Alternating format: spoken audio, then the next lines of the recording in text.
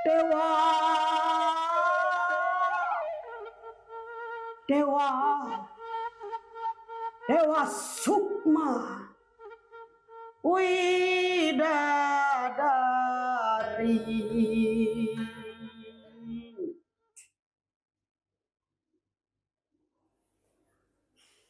Oke. Assalamualaikum warahmatullahi wabarakatuh. Selamat sore ya, Sobat Damai. Kembali lagi bersama saya Gina, Ami dan juga Teh Rizka di podcast Women Studies Halakoh Damai ke-135 dengan tema seni monolog dan pesan perempuan. Narasumber kali ini ada Teh Rizka Rahmawati, aktor monolog dari ISBI ya. Kemudian di hari ini hari Rabu 16 Juli 2025, 1 jam ke depan kita akan diskusi bareng sama Teh Rizka. Tapi sebelum kita mulai, saya akan bacakan dulu untuk kemitraan dalam program hari ini. Yang pertama ada program Integritas Terbuka RSCJ Indonesia. Kedua ada Fakultas Filsafat Universitas Katolik Parahyangan. Kemudian ada juga Prodi Studi Agama-Agama S2 S3 UIN Sunan Gunung Jati Bandung, Cipikres Fakultas Filsafat Unpar, dan juga celah-celah langit. Oke. Sebelum dimulai Teh Rizka, karena saya juga baru ketemu ya sama Teh Rizka ya. Kita nyantai aja, Teh Rizka keren banget tadi. Iya, kita kenalan dulu. Salam kenal Teh Rizka, salam masuk. Apa namanya? Saya Gina. Saya sebagai tim dari Halakoh Damai, ini juga Ami. Teh Gina, Teh Ami. Iya. Siap. Nah, tadi apa sih yang dibacakan di awal tadi Teh Rizka? Dan mungkin ada keterkaitannya dengan tema yang akan dibahas hari ini. Atau mau pemanasan dulu nih, Mi? Kita udah todong aja nih. Apa-apa, kita sambil ngobrol santai aja ya. Iya. Kita kan di podcast Halakoh Damai biasanya kan ngebahas tentang isu interfaith dan juga women studies gitu. Nah, ini Rizka kayaknya menginspirasi banget deh. Apa ya? Tadi pas ngebuka tuh, wow, merinding banget gitu. Merinding banget. Itu tuh apa sih gitu ya? Terus liriknya tuh ada makna-makna apa juga gitu. Penasaran gitu. Dan ya sebelum itu kenalan dulu boleh? Iya, boleh. Silakan. Iya, guys. Iya. Nama aku Liska Rahmawati, panjangnya berkesenian sejak 2018. Wih, udah 7 tahun ya? Iya, alhamdulillah. Masa-masa SMK biasa di eskul. Terus aku asalnya dari Bogor. Oh, dari Bogor. Ya, aku dari Bogor. Terus kalau mengenal monolog sih dari pertama masuk kuliah. Karena kan masuk kuliah itu persyaratannya harus bikin portofolio, salah satunya bikin monolog. Gitu. Wah, keren. Dulu SMK seni juga? Enggak. Oh, enggak. Dulu tuh kalau sekolahnya di Cianjur, jurusan kimia analis. Oh, gitu. Wow. Cuman di ekskul mungkin. Iya, di ekskul. Lebih diperdalam tuh sampai masuk kuliah, masuk ISBI teater. Jadi hobi ya, jadi berawal dari hobi gitu. Iya, berawal dari hobi banget. Keren. Terus tadi yang disampaikan apa sih, monolog apa sih gitu? Kan saya juga baru denger gitu. Iya. Nah, itu adalah salah satu nukilan dari naskah monolog, ada judulnya Hutan Betina, karya Iman Soleh. Gitu, itu aku tuh sempat nanya artinya apa. Solali suling bambu menyan putih mengundang dewa-dewa sukma widadari, itu artinya apa? Tidak dijelaskan secara merinci oleh penulisnya, tapi katanya itu untuk mengundang dewi hujan. Katanya gitu, untuk mengundang hujan. Tapi pertama dijelaskan itu bukan untuk itu, untuk memanggil Kunti. Gitu. Katanya, karena emang saya sedikit penakut teman-teman, jadi ditakut-takuti sama sutradaranya gitu. Jangan-jangan habis ini hujan juga. Gitu katanya, itulah kayak sejenis raja atau apa gitu, alunan-alunan. Kalau Rara itu pawang hujan, kalau Rizka pemanggil hujan. Aduh. Iya ya. Aduh. Ampun ya. Gitu. Nah, terus Teh Rizka kan mengenal monolog itu mulai dari pas masuk kuliah. Ada kesulitan nggak? Gitu. kesulitan banget Banget. dibubat babet. Masuk monolog teh dibubat babet. Karena gini, aku tuh asalnya masuk ke teater memang ketidaksengajaan dan pencet emot. Dan biasalah perempuan insecure banget. Ih teh dulu mah badan aku teh Widih. tahun gempa lah, cukup tidak memenuhi syarat kecantikan di Indonesia lah gitu. Iya gitu. Emang seperti apa sih? Insecure biasa, insecure. Dulu teh sempat, insecure banget masuk teater di mana identik banget teater mah sama karakter-karakter yang yang cantik, permainan Cinderella, gitu kan, Mojang. Wah, tapi semenjak masuk monolog, menemukan ternyata bermain teater tidak harus cantik. Tidak harus cantik. Dan sekarang saya menganut prinsip bahwa yang cantik itu belum tentu keren, tapi yang keren sudah tentu cantik, bro. Catat ya. Gitu. Aduh. Buat hari ini. Buat hari ini ya dicatat ya Sobat Damai. Iya. Oke. Nah, untuk tema hari ini seni monolog dan suara perempuan. Apa sih yang disuarakan perempuan melalui monolog ini?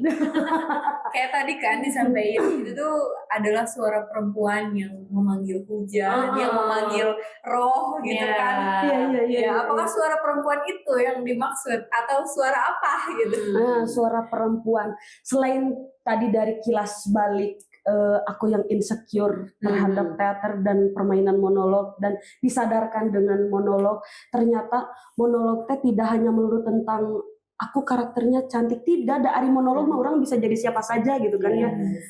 Terus bahkan tubuh ini teh menjadi penolong aku ketika bermain monolog gitu. Karena kan biasanya kalau bukan menyudutkan teman-teman yang cantik, tapi ketika aku bersolek, aku tidak akan luwes bermain monolog.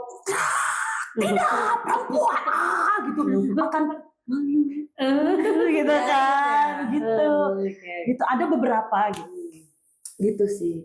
Nah terus selain itu juga ada aku kebanyakan memainkan naskah-naskah yang bersangkutan dengan perempuan, seperti naskah Balada Sumara, Perempuan di Titik Nol. Perempuan di Titik Nol. Ya, Perempuan di Titik Nol. Yang dari buku. Ya, yang dari novel, adaptasi dari novel. Terus juga Win. Yang itu Win bener-bener nyeritain tentang kecantikan perempuan, insecure. Nah, itu terwakili banget ya. Ngomongkan masalah pelet. Ya, Win itu. Terus ada naskah juga kemarin aku baru selesai mengadaptasi novel ke naskah monolog yang Lautan Bercerita. Iya. Itu Mbak Laila Sidori. Ya, itu. Dan mungkin lewat aku menyampaikan isu-isu perempuan itu dari naskah, mungkin bisa menjadi salah satu penyampai aku gitu ya, melalui kesenian. Gitu. Keren banget. Berarti berapa banyak tuh karya yang udah dibikin? Udah dibikin, kalau pertunjukan kurang lebih ada 10 kurang lebih. Banyak ya. Karena emang berangkat dari lomba-lomba gitu. Biasa mahasiswa hidup dari lomba ke lomba. Dari lomba-lomba mengisi acara gitu. Tapi itu jadi tugas juga nggak sih, tugas kampus misalnya harus bikin monolog gitu? Iya. Jadi tugas kampus, dan itu menjadi tuntutan orang-orang teater harus bisa monolog gitu. Kalau aku sih sekarang di ISBI ngambil minatnya penulisan lakon. Gitu. Jadi itu apa? Jadi selain aku bermain, aku juga harus menulis. Wow. Gitu menulisnya. Makanya kemarin belajar dari mengadaptasi novel ke naskah monolog. Itu baru yang Laut Bercerita itu baru ditulis, belum dimainkan. Insya Allah nanti rilis. Aduh. Skill nggak sih? Saran nggak sih? Aduh. Nanti deh ya. Oke. Kalau misalnya seni monolog ini hanya disampaikan ketika pertunjukan aja atau gimana? disampaikan ketika pertunjukan juga kalau sekarang mah memang pertunjukan teh luas gitu ya jangkauannya teh, tidak harus melulu pertunjukan di panggung yang megah senium gitu. Sekarang mah banyak aktor-aktor performance art gitu yang di jalan oke bisa main monolog gitu, terus di museum dan bisa dilakukan di mana saja. Enaknya permainan monolog itu karena tunggal, pertunjukan tunggal dimainkan oleh seorang dan bisa di mana saja. Sini juga bisa kan? Bisa ya. Bisa di mana aja, nggak harus di panggung yang wah gitu, yang maksudnya harus direncanakan berapa lama gitu ya. Iya, makanya isu-isu perempuan juga akan lebih gampang, akan lebih dekat dengan masyarakat, dengan kita juga akan lebih dekat. Soalnya kalau misalkan pertunjukan di gedung yang mewah itu kan belum lagi tiket masuk, belum lagi persyaratan, peraturan dan segala macamnya terhambat, terbatas gitu. Kalau monolog di mana gitu ya. Monolog. Kalau direkam sendiri terus diposting itu pernah juga bikin monolog? Kebetulan ada di YouTube-ku. Sekalian ya. Nanti ada di mana? Di sini. Ya, di sosial media juga aku sering post di IG, TikTok, biasanya lagi rame. Oke. Sosial media tanya, Keren. Nah, untuk intonasinya apakah emang harus kayak tadi gitu, penyampaian monolog itu? Intonasi, kalau berbicara perihal intonasi sih memang Atau bagaimana? itu mah emang dasar dari permainan monolog ya, harus dilatihkan. Nah, bagaimana intonasi itu bisa keluar, bisa diucapkan dengan nyaman, itu memang harus ada latihan yang proper, permainan intonasi. Dan banyak juga teman-teman aku yang nanya, Ari intonasi itu gimana sih belajarnya gitu. Nah kalau aku selalu berangkat, kan kalau kita baca puisi misalkan atau lihat naskah misalkan, kita intonasinya gimana, ya kumaha gitu sok clear. Nah coba deh, jangan dipikirkan. Kalau kita mau latihan intonasi, jangan dipikirkan, tapi coba kita baca dan kita serap maknanya apa. Nah ini rasanya tuh emosi yang harus dilontarkan ketika kita membacakan dialog itu seperti apa. Misalkan dialog ini, paragraf ini rasanya dan emosinya tuh nangis. Nah, naluriah kita tuh akan spontan nangis kayak gimana, jangan dipikirkan nangis aku kayak gimana ya, atau bikin yang sedih lagi. Iya, yang sedihnya gimana, coba natural aja dulu, natural, nanti juga akan muncul perlahan. Dan itu jadi teknis di panggung juga akan berkurang. Dan itu permainan monolog yang nikmat. Kalau udah natural dialognya, blockingnya natural, udah gak mikirin teknis gitu. Jadi jangan sampai ada pikiran-pikiran yang gimana gitu ya. Kadang-kadang kan kadang-kadang ini baru baca menurut tapi gimana nih? Kalau asa-asa justru malah ini ya kaku, gak enakan gitu didengar ataupun dilihat, nggak sesuai gitu. Gitu. Jadi benar-benar dari feel-nya tuh harus dapet gitu. Itu paling penting. Karena kebanyakan ini mah cerita sedikit ya. Kebanyakan pemain pemain monolog, bahkan pembaca puisi ataupun pemain-pemain teater itu selalu berangkat dari visual. Itu penting juga. Tapi ada beberapa yang lebih penting. Itu menyampaikan rasanya. Kadang pesan juga jadi miskom antara pesan dengan kita menyampaikan dialognya kalau kita tidak menggunakan hati. Jadi nggak sampai. Nggak nyampe gitu. Kadang jadi seperti itu. Dan itu kalau menurutku lumayan fatal. Jadi bisa juga kan itu jadi mengganti tafsir, apalagi di puisi yang sistematika itu sangat kebengketan orang bahasa Indonesia terikat yang sangat terikat, yang sangat gitu. Apalagi itu. Jadi kalau misalnya nggak ya kayak tadi kayak kaku gitu, nggak nyampe ya? Nggak nyampe, nggak nikmat gitu, nggak nikmat, nggak hikmat gitu ya. Itu apalagi adegan-adegan sedih, adegan-adegan sedih. kalau penyampaiannya kayak emosional nih. Kan yang dengerin, yang nonton juga kebawa emosi gitu ya. Pasti itu tuh. Jadi kita juga harus melibatkan Perasaan. hati. Kan yang dilatihkan ketika monolog ya, ada ketubuhan, ada vokal, dan hati yang paling penting. Berarti itu kamu kalau lagi monolog ya, kan biasanya bikin teks dan nanti nyampein pesannya tuh harus bener-bener dihafal plek gitu apa gimana? Iya dong. Nah, karena kan pasti itu panjang ya, dan ada yang sampai berjam-jam. Ya, betul. Itu gimana? Itu yang paling penting, hafal teksnya. Gimana kalau nggak hafal teksnya fatal juga? Iya, Nggak bisa fatal lah. improve. Kita nggak bisa permainan monolog nggak bisa pakai teks. Iya, nggak bisa Iya. improve ya. Improve bisa. Cuman memang harus hafal. Kalau misalkan kita tidak hafal, takutnya improv gitu kan ya, jadi keluar alur cerita kemana gitu. Oke. Nah, balik ke tema gitu ya. Tadi suara perempuan. Apa sih yang pernah disampaikan Teliska mengenai suara perempuan? Tentang apa gitu? Contohnya tadi Ada perempuan di titik nol gitu kan, ya. Iya, tentang Nah, suara boleh perempuan diceritakan? yang terbungkam tuh Iya. ya. Boleh diceritakan atau mungkin boleh monolog lagi? Ada. Ide bagus. Nah, ini yang salah satu aku bangga bisa, bangga sih. Bangga harus yourself. Harus bangga. Aku bisa mengenal monolog. Aku pernah memainkan satu monolog karya Tentrem Lestari, judulnya itu Balada Sumarah. Balada Sumarah. Sumarah. Ya, Sumarah. Apa tuh artinya? Itu nama perempuan. Sumarah namanya. Nama Sumarah. perempuan. Dia itu seorang yang pintar, tapi memang ada ceritanya itu dia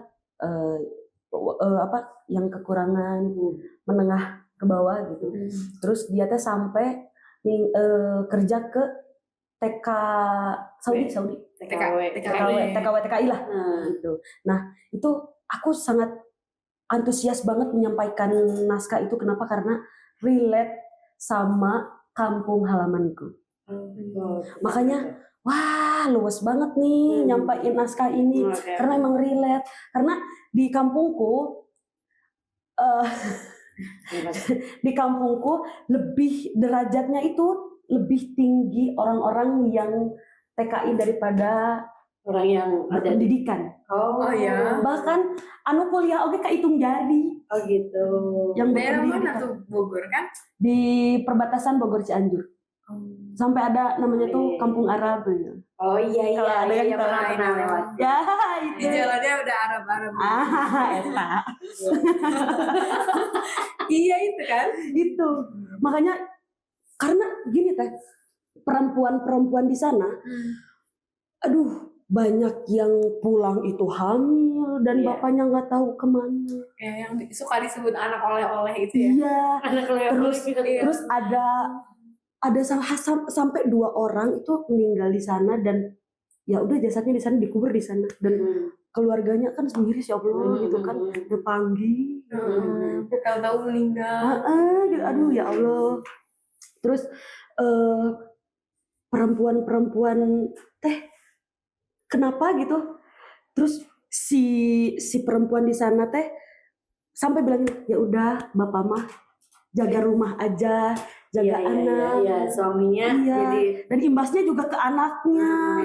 Kurang kasih sayang. Si ibu, masya Allah gitu kan. Dan banyak gitu. Dan banyak gitu. Makanya ketika mengenal monolog, wah enak banget tuh, apalagi pas baca teks Balada Sumarah. Langsung kayak dalam hati tuh pengen dikeluarin gitu ya. Iya, lemur urang pisan gitu. Relate banget. boleh di ini monolognya. Senyum aja. Aduh apa ya? Oke, di larik pertama ada. Sedikit aja. Mendengarkan ya, Sahabat Damai. Ini ceritanya ada di pengadilan. Oke.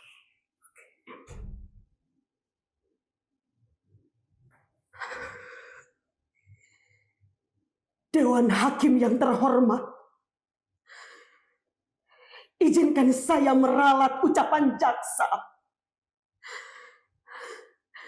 Saya tidak membunuh.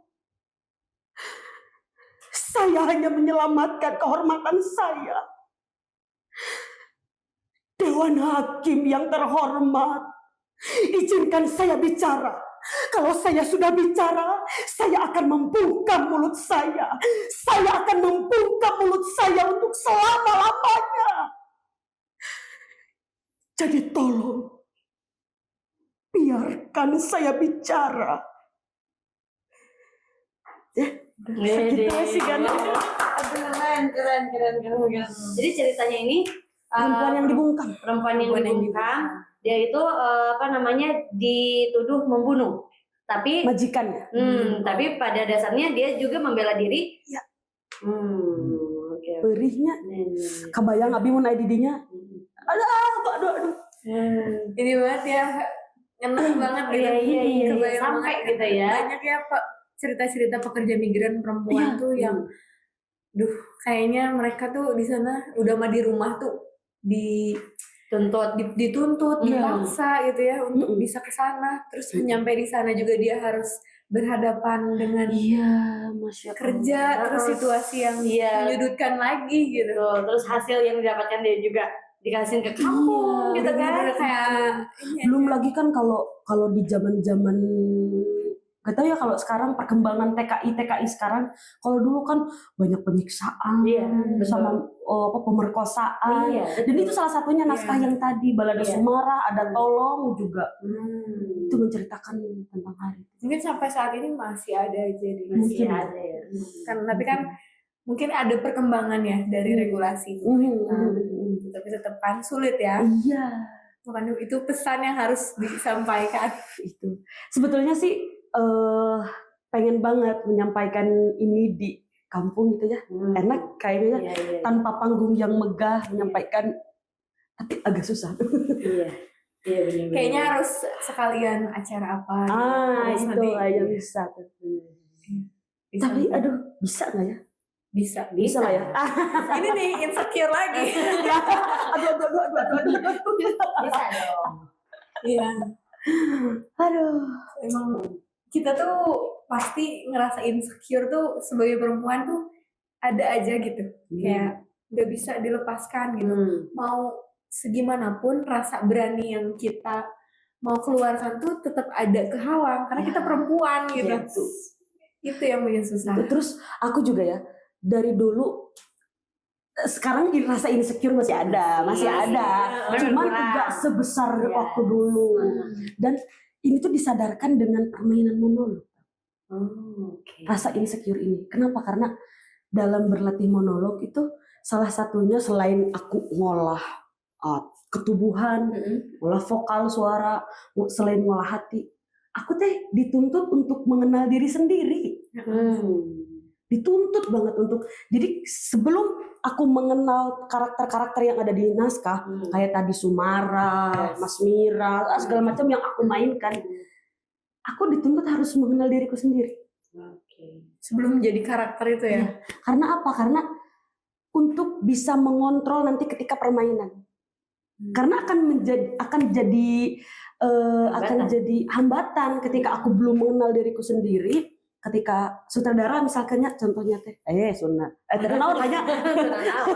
contohnya sutradara ini kurang sedih, coba naikin lagi. Nah, kalau aku belum mengenal diriku sendiri, naikin lagi, naikin lagi. Nah makanya ketika olah sukma treatmentnya itu mengenal diri sendiri, terus kita juga aku berimajinasi ya ketika olah sukma berimajinasi, membayangkan tubuh aku tuh kayak gimana sih, dari ketubuhannya, dari fisiknya dulu. Aku tuh kalau senyum segini ternyata. Kalau bahagianya tuh gimana sih? Bahagianya tuh kayak gini, dari matanya, hidungnya, mulutnya, pipinya kalau lagi senyum. Kalau lagi bahagia banget. Ternyata bibirnya tuh rada naik gitu kan ya. Kalau banget, wah gitu. Itu harus dikenali. Itu baru muka dan baru satu emosi. Belum lagi kita mengenal kita kalau gestur belum lagi kebiasaan, cara kita berjalan gitu. Kan biar bisa mengontrol karena ada beberapa permainan yang kita melupakan sekarang bukan Liska lagi. Sekarang bukan Liska lagi. Kayak kemarin tuh contoh meranin tokoh Win, ngomongin tentang pelet. Pelet lauk. pelet lah. Pelet lauk. Hanyir teman. Mungkin tentang peletnya Win. Karakternya tuh memang culun. Hai, nama aku Win. Memang tidak cantik, tapi aku pernah membuat laki-laki bertunduk di hadapanku. Nah, itu kan beda banget. Iya, sama kita gitu ya. Kayak bukan Liska. Itu beda banget gitu kan. Ternyata harus dilupakan si Liska teh. Dilupakan. Nah, itu cara melupakannya gimana? Dilatihkan. Berubah suara, distorsi. PR gitu. PR-nya Susah banget ya. Aduh. Di kamar abit-abitnya lupa. Nyari tata ada sepuhuan. Tadi pas nyampein mengenal diri sendiri. Mengenal diri sendiri. Nah, makanya ketika udah mengenal diri sendiri enak kan ngontrolnya ketika aku bisa nih cempreng nak kok abi mau sakit ya. Hai. Nah, bisa tuh. Udah kenal tuh, udah kenal. Kan lebencan kenal pasti ada pura-pura. Hai gitu. Wes mah kita teh udah mah kita teh berkutat dengan rasa malu gitu kan. Melepaskan rasa malu tehnya komo pas pentas ditonton ku kabogo. Aduh. perempuan. Aduh kabogo gitu. Ya tataya. Lamun ai pamain monolog mahnya kada imajinasi kada luas.